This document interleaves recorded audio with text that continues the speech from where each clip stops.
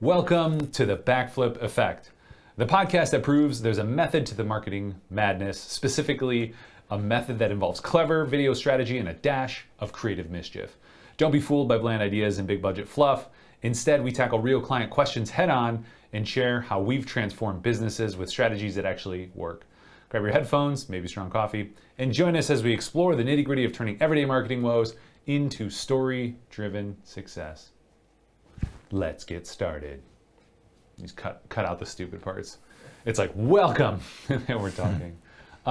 Okay, so we kind of free flow, and we were coming up with content from our content list, and one of the ones that came up that I think is always top of mind, we could probably talk about this every time, is budgeting. How much does video cost? Yeah, and I think we feel self-conscious or get tired of saying things that sound cliche, or because you try to get in the mind of the consumer, like they want to know the answer. We've all had a experience of asking how much something costs and then getting an answer that is like a roundabout answer that's not giving you the answer, right? And that's frustrating. So we want to respond to that, but it's not a simple just like, oh, it's the market price of video is $10 or $100 or whatever. Like, and we've explored that in the past. I know that there are vendors out there that have done, whatever cost per finished minute or something. Right, or even having packages on their website. And they have, and maybe, in certain industries, like in wedding video or whatever, where it's a repeatable thing, you could have a package on your site because it's like this, like a wedding is going to be this. There's going to be the ceremony, there's going to be this much coverage for that day. It's predictable. Right, it's very specific and it's very much the same. Yeah. For each wedding, right. But when we're doing corporate video or commercial video, obviously what we're doing, I'll throw social and digital in there. And social well. And digital, yeah. And that's actually a huge part of it that we can get to maybe after, as a part of this conversation, that's changing the answer even more. So tee that up, put that in my mind, set it to the side, hold on to it, don't forget that for later. But it's always changing, right? Yeah. It's never static. I mean, it used to be when they would have to mortgage their houses for cameras, it's, I don't know, $150,000 to get out the door, $100,000 to get out the door. The ubiquitousness of technology and capabilities and distribution of production has lowered a lot of prices, and then that continues to happen as well with social media. Yeah. But people just want a price. Yeah. I mean, when people are like, I need to know a price, I'm like, all right, fine, $1 million. That'll. How well does that work? It doesn't work. So anyway, it's the point is that we have to build it together to understand. I need to understand what it is that we need to do here. I need to understand what we're trying to create at the end of this project, and then kind of reverse engineer from there, right? Like, how many days are we going to be filming on location or at a studio or whatever?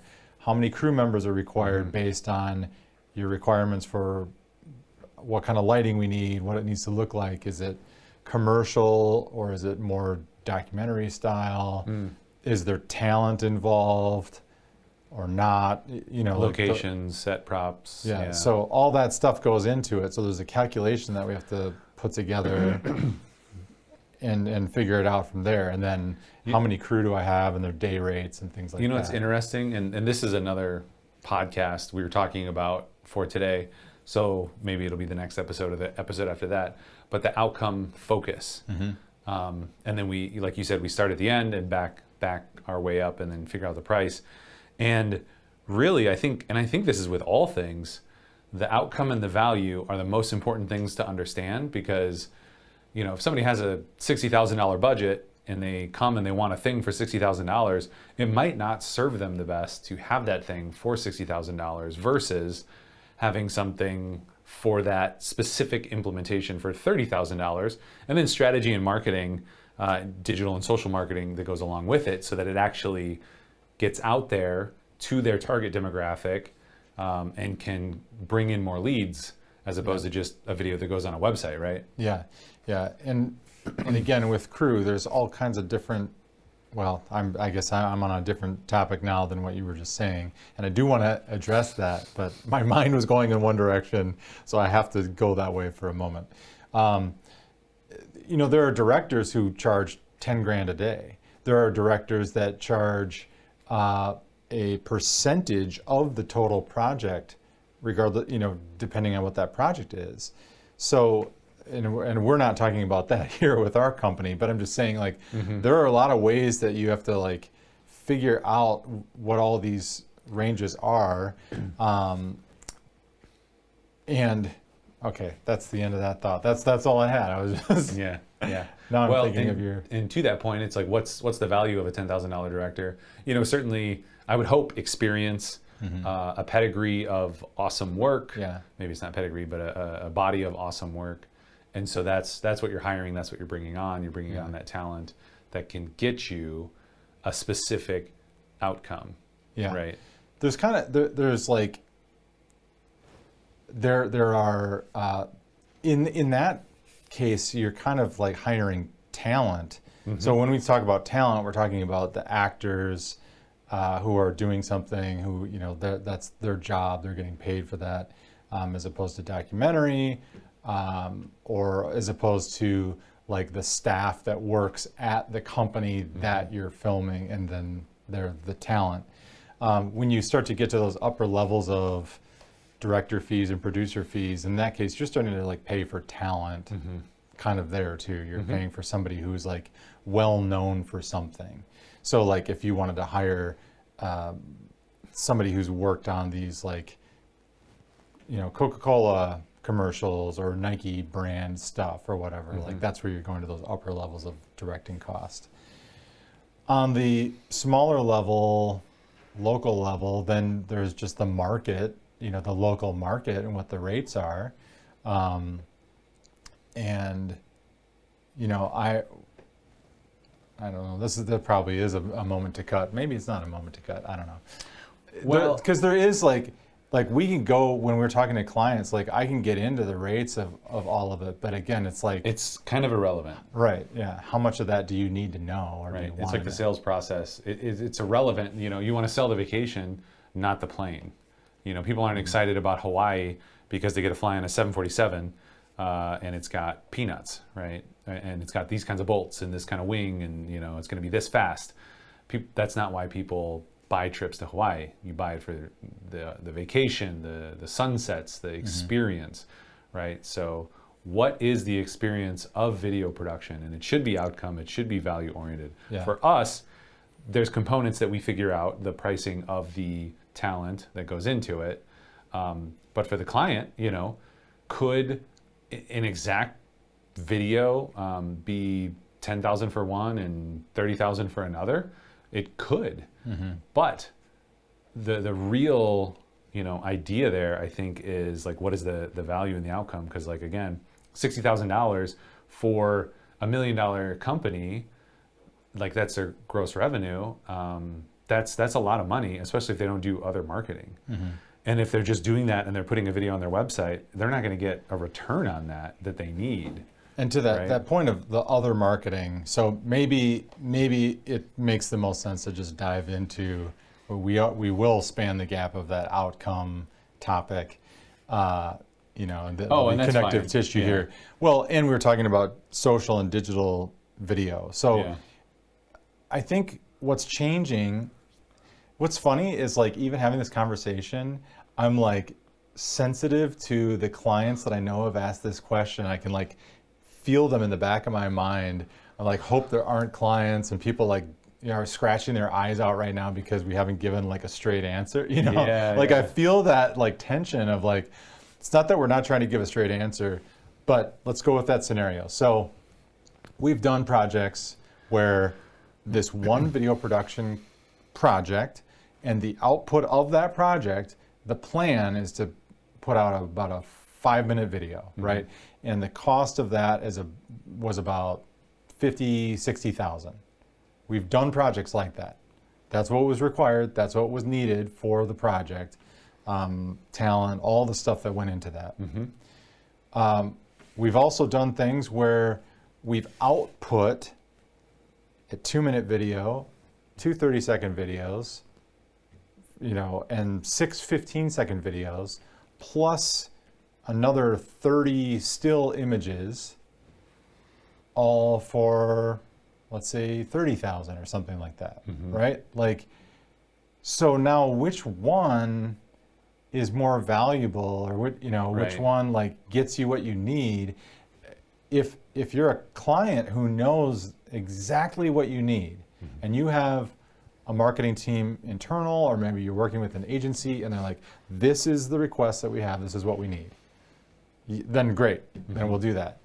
But when we're working with clients who are like, well, I need video, I know that I need video as a part of my thing, part of my marketing. What other things are you going to do with your marketing? And then when you're getting to that outcome focus, like this project, there is a minimum that it's going to take us just to get there with crew and equipment and whatever. But can we create more after the fact? The answer is yes, almost always.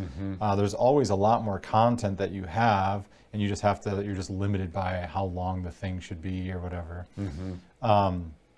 But putting out multiple pieces of content into your marketing channels, wherever they are, social media, or if you're just buying ads or whatever it would be, that's going to go a lot further for you. So then the question of price is just complicated to like just ask, well, just what's the price?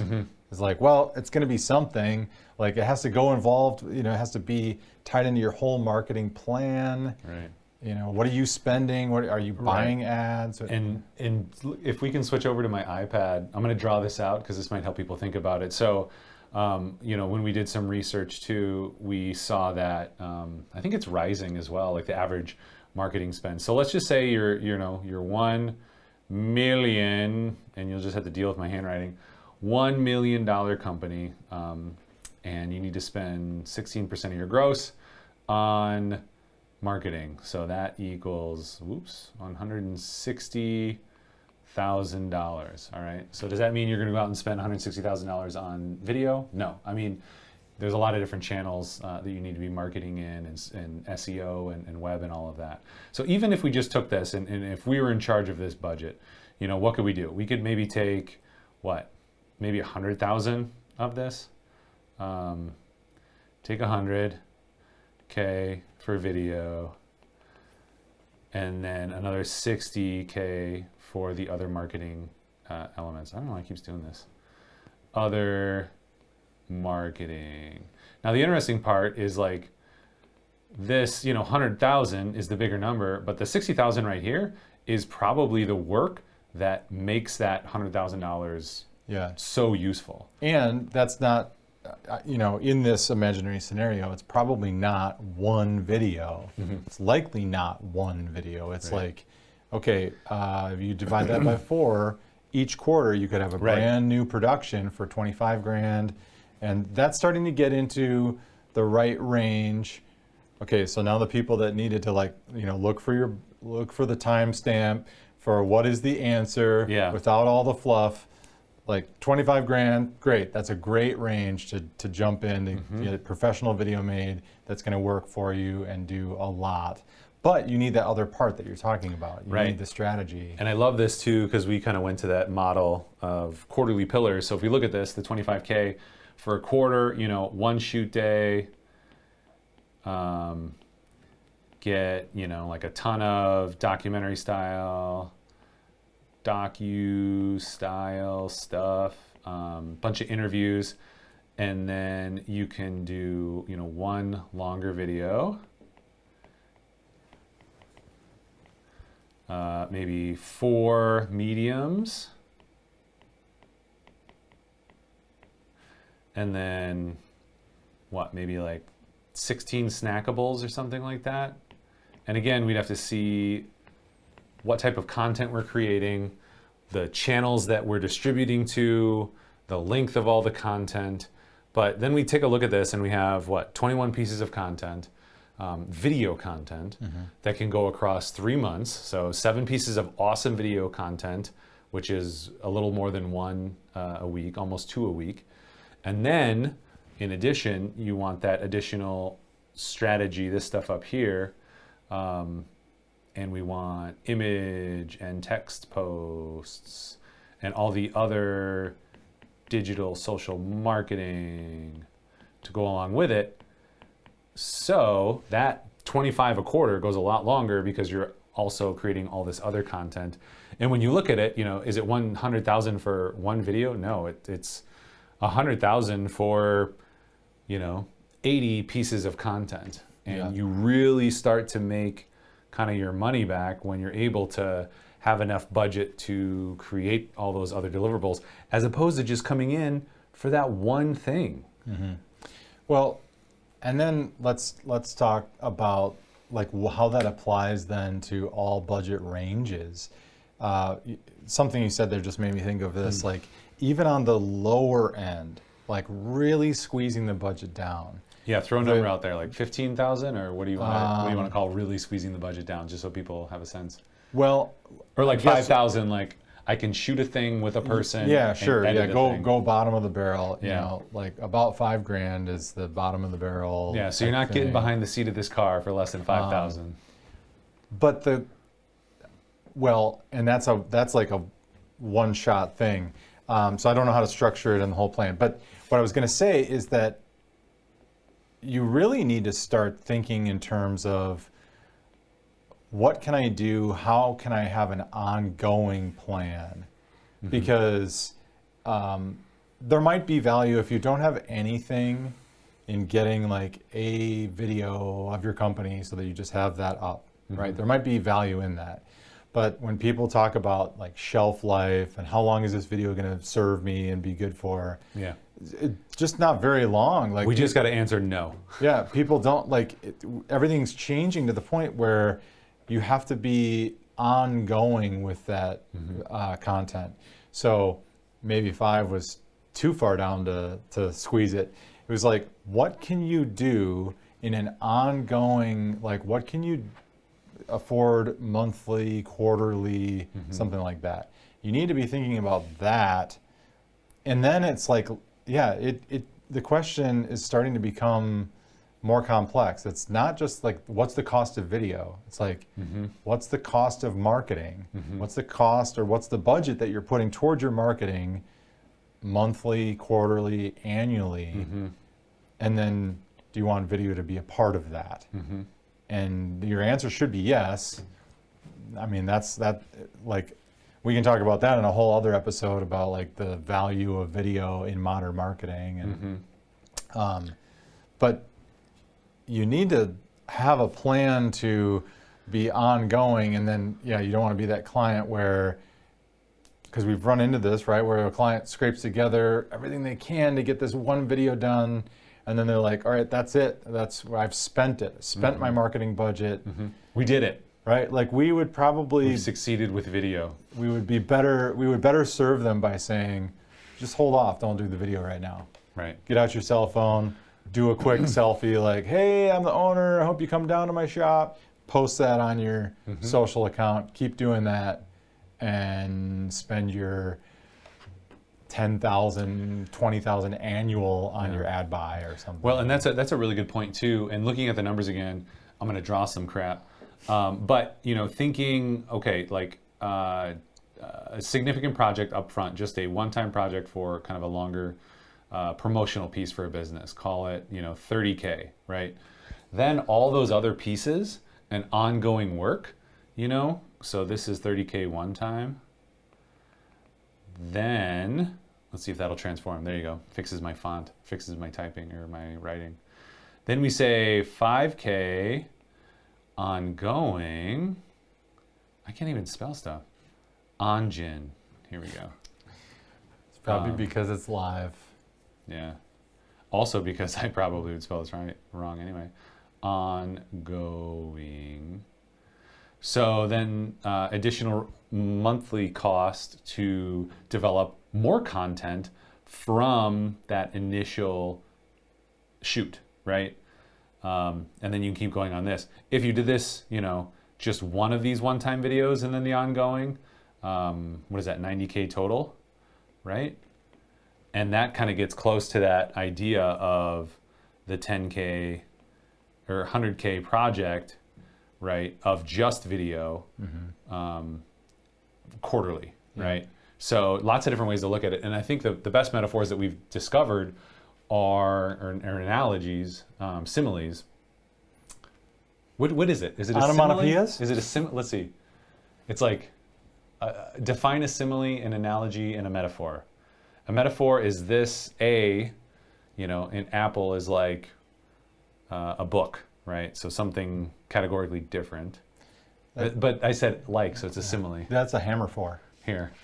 What's that? Good. Yep. Yeah. You saw right through it. You Yeah. saw right through it. If you're not able to define it, we'll ask ChatGPT. This is really important to the podcast. Yeah. I don't know. I don't know what it is. A simile. My kids could probably tell me. Can't even smell I don't have to define them, right? I just have to speak in them. an analogy and an metaphor and a metaphor. Anyway, buying a car, buying a house. Like if somebody were to say, what does it cost to buy a house? Yeah.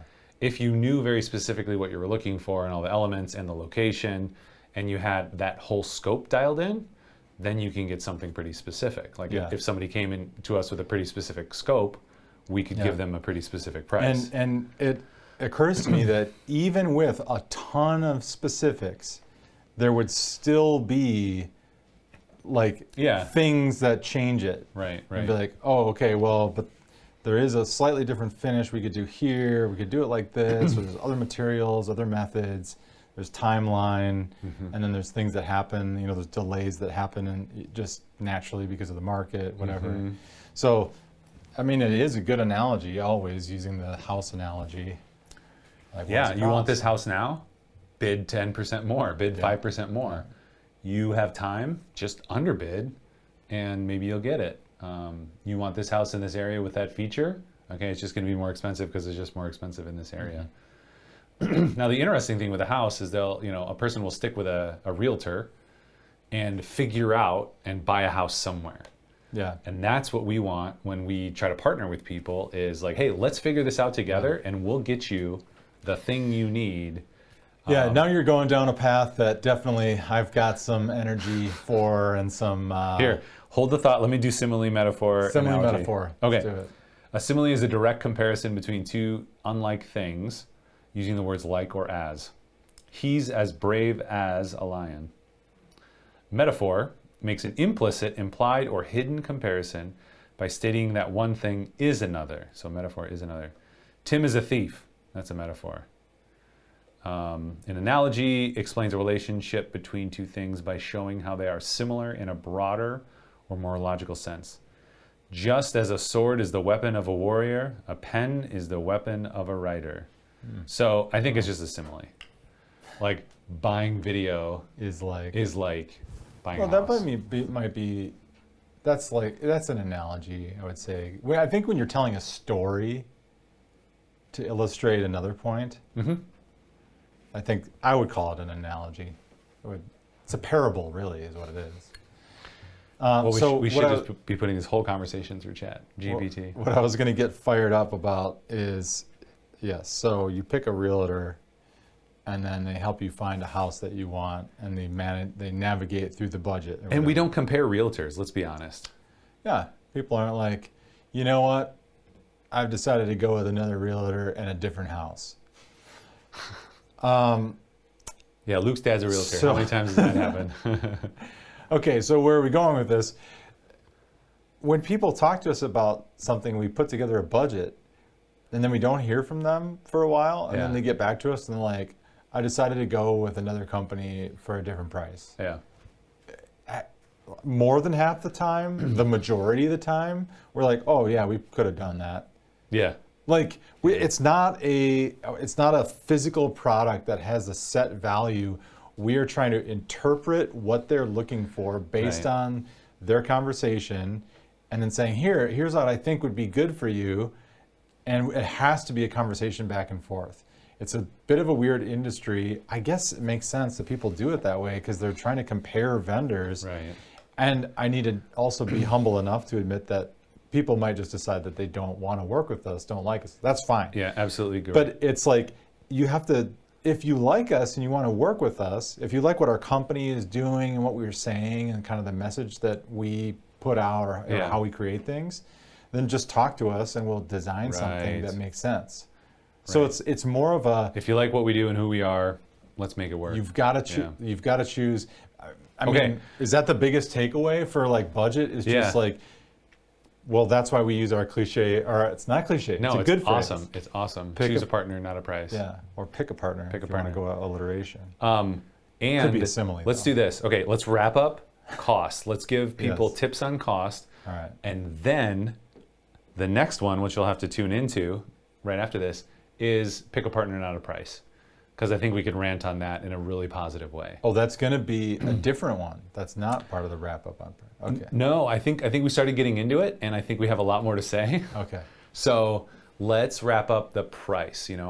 Give me some pithy responses, like what does video production cost? And I can give numbers too. And maybe some examples. And I can talk about markets and stuff, right? So we're in the Midwest, and I can just, because people are looking for this, right? They're still scratching their eyes out because they're like, you won't just say it. You haven't said it yet. So in the Midwest, we're in Madison, Wisconsin, the bottom basement stuff you're going to find is around $5,000, right? You can play the budget game. You can look for the budget company.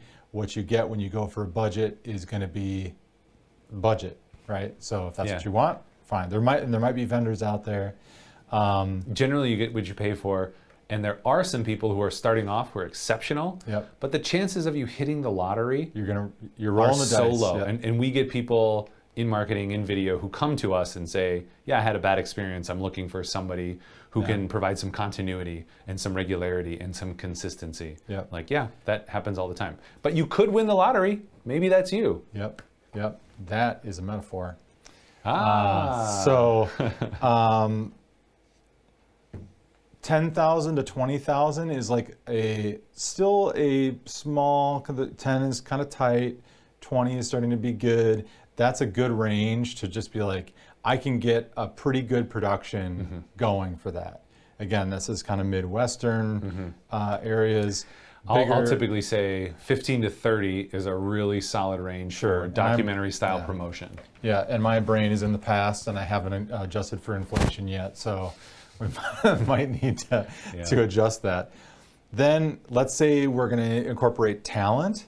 So you need a few actors, and you might be building a set. You might have a couple-day production. So now we're talking about, we're probably in that $50,000 range, somewhere in that ballpark, right? And then if we start talking about bigger things and campaigns, then we're looking up toward 100, things like that. We've done, feature-length documentary film, production budget was about $250,000 for that. And again, that was a while ago. So and that scope was, do you remember how long that took to film and how many? Because we traveled all around the country. That was somewhere around 12 to 14 shoot days. And the scope of that project went over a year. So 12 to 14 shoot days as we could schedule them in with different people across the country, and then months of editing and back and forth. And to be clear, when we're looking at movies, like Blumhouse is probably the one that creates the cheapest movies in the most reputable way. And I think they say 5 million, or at one point they're like 5 million is the smallest we can be. And then we can do a bunch of these and we need one of these to hit. So just giving that scope, what is that? A 20th of the cost, right? In the Midwest way. Yeah, and then, the higher profile brands, the higher profile talent, all those numbers need to gain a multiple, right? Again, like if you're talking commercials and stuff, you're easily going to hit 100, 200, 300,000 on your brands. Culver's or whatever is probably doing commercials around 100 to 200,000 a commercial, something in there. Right. Well, You know, and to go back to your original point of like the parts that go into it. So now I think we've kind of sold like, it's got to make sense. It's got to make dollars and cents on your budget. Like you have to make more money from this expenditure than spending it. But talking about actors, you know, like if we hire local yokels, you know, $500, $1,000 for a spot minimum, right? And then we start to get agency folk out of Chicago for a limited run. You're probably talking several grand, you know, $2,000, $3,000, $4,000, $5,000 for this one actor for one thing. So then that just explodes the budget as well. So it depends on the brand, right? Where they want to hire, what the actor needs to do, kind of all the scope of work, the specifics. So again, can we do a commercial for 20 grand? Yes, it looks very different than a commercial for 100 grand. Like we did a project for around $100,000, which had a couple days of shooting and then 11 commercial deliverables. So really dialed in, really systematic, really repeatable. And Culver's is doing one commercial with some other assets for starting at 100. We did 11 different beasts, but just gives you an idea of, you know, why can't you just give me a price for a thing? And I'm including editing in these. You know, as a total budget, I'm including editing as a part of what that thing would be. And I realized another analogy, could be a simile, could be a metaphor. It's likely one of these. Which is, let's say you hire somebody to work on your car, and you know the mechanic's going to get back to you with $1,000 or $1,500 cost, right? So then, and this is me just speculating on why people like don't understand what video production costs, is because they're like used to other things maybe that cost like smaller amounts. Like, well, I hire a mechanic and it's $1,500 for a car. Like, why is the video this?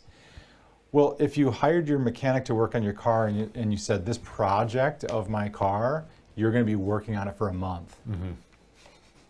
That's not $1,500 anymore. It's 25 grand or something like that, right? So the project, the video project, you're not just like, I have a thing and I think this thing is supposed to be worth this value. You're hiring a team of people to work on creative, pre-production, put together the plan, do the shoot days, bring back the stuff, do the editing, do all the reviews back and forth with you as the client, make sure that it fits with your marketing plan if that's a part of the project. So that's the other part of it. The other perspective is like, it's not just this thing. You're hiring somebody for a service for a month or 2 months or however long that project Well, is. and I do think when budgeting, people think like, well, it's simple. Like people, when people start to say it's simple or it's easy or it's quick, they don't understand the process. They think maybe they're just hiring somebody to go with a camera, spend an hour, and then they just put it into their computer and it's done, right? They think it's like maybe these other services that they experience, but you're right that it's much more complicated. One other thing I wanted to mention is like the outcome orientation and the value focus. And we haven't really cracked the nut yet, but we've really tried and had some good experiences with some investment firms who have millions in profit each year. And they're looking to improve that or increase that by millions. And I think we pitched maybe $130,000, $160,000 project to one of them for a full year. We even tied it down to, okay, here's how it's going to be each month, each quarter. Here's the content we're going to create, at least in a kind of initial way. We didn't develop this without actually working with them. But we started kind of ideating on that. And then the goal would be, we're going to try to get 10 new investors that you wouldn't have had before, right? And those investors equal, hundreds of thousands of dollars, at least that first year in profit. And then after that, it compounds as we add 10 and 10 and 10, et cetera. Now, the interesting thing is I think that investors tend to be just this frugal, group in a way that even spending the 150 was a difficult thought process because they'd never done anything like that before. Because yeah, they can hire a service for a couple grand or 10 grand or something like that. Why does this cost so much, despite the upside being a multiple of that cost, right? We haven't cracked that nut yet, but I thought that was an interesting interaction. There's a difference, again, it's important to define what we're talking about too, because there are videos that are a defined project, and then there's marketing, and that involves video, right? And we provide all this, that we've done all of it. Sometimes we've just done a video for something or whatever, and there's a set cost to that, but it still takes whatever. It still takes the crew and that time. I'm listening to you. And I'm just gonna turn on the air conditioning. Yeah, and then there are also marketing plans that involve video, which is a whole different thing. So, well, and generally now the discussion that we're having is like, you got to think in a more complete way for this thing. It's like, you can't, I don't know if there's a good simile or analogy with a house or a car, but you can't be like, I just kind of want a frame and wheels. Yeah, there's not really a good analogy. it's not going to be good. Maybe it's like more like a website. Like, just give me the code. I just want the code.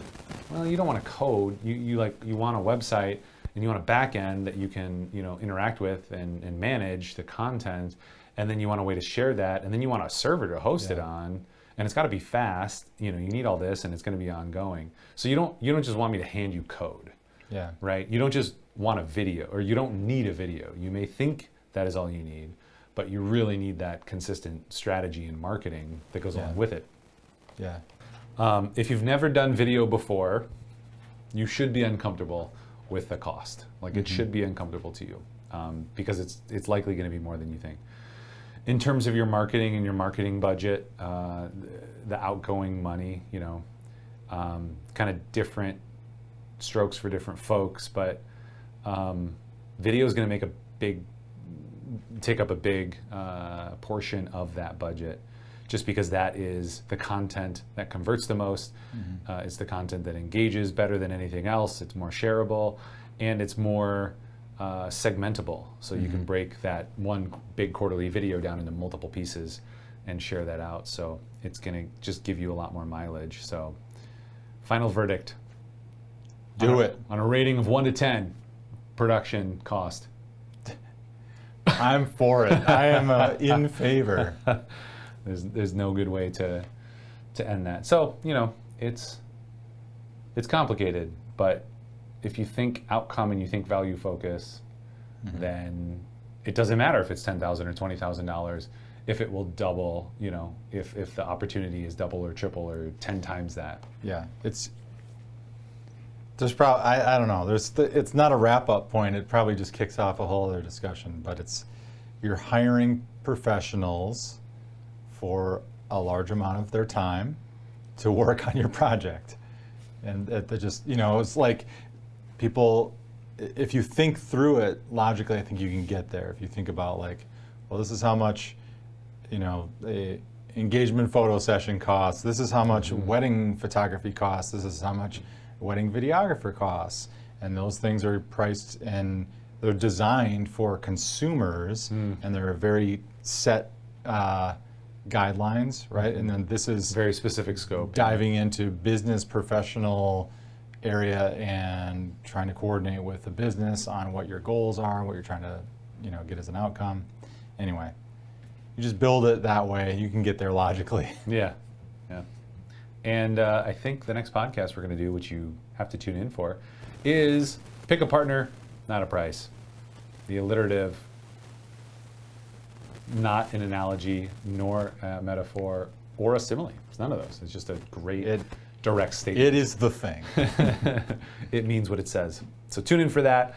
Follow, subscribe, do all the things. If you do have specific questions, do post and reach out to us so that we can address them, because we want this to be a resource for anybody getting into video production, anybody doing video production, for their business, and how you can succeed better.